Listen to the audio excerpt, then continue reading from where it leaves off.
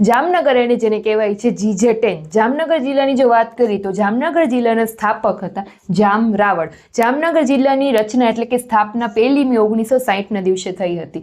જામનગર જિલ્લાનું મુખ્ય મથક કહેવાય છે જામનગર. જામનગર જિલ્લાની વસ્તીની જો વાત કરીએ તો 14,07,635 વસ્તી છે. વસ્તી ગીચતાની જો વાત કરીએ તો પ્રતિ ચોરસ કિલોમીટર 238. જામનગરમાં જાતિ પ્રમાણની જો વાત કરીએ તો 934. સાક્ષરતા દર જામનગરમાં સાક્ષરતા દરની જો વાત કરીએ તો 73.65% છે. પછી વાત કરીએ જામનગરના તાલુકાઓ તો ટોટલ 6 તાલુકાઓ છે. જામનગર, ધ્રોલ, જામજોધપુર, જોડિયા, કાલાવડ ને લાલપુર. ત્યાર પછી જામનગરમાં વિધાનસભા બેઠકની જો વાત કરીએ તો ટોટલ 5 વિધાનસભાની બેઠક છે અને 1 છે લોકસભાની બેઠક છે. વાત કરીએ નગરપાલિકાની તો જામનગરમાં 5 નગરપાલિકા છે.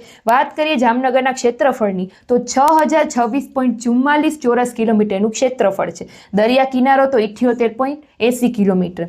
જામનગરના બંદરો વિશે જો વાત કરીએ તો સિક્કા, બેડી, જોડિયા અને સચાણા ત્યાંના બંદરો છે. મુખ્ય પાક વિશે વાત કરીએ તો જામનગરમાં મગફળી, કપાસ, ઘઉં ને બાજરો જેવા મુખ્ય પાકો લેવામાં આવે છે. આ હતી જામનગર GJ10 વિશે. જામનગરવાળા લાઈક કરી દેજો અને કમેન્ટમાં જણાવજો કે હવે તમે કયા જિલ્લામાં રહો છો ને તમારે કયા જિલ્લા વિશેની માહિતી જોઈ છે તો હું એના ઉપર રીલ બનાવીશ.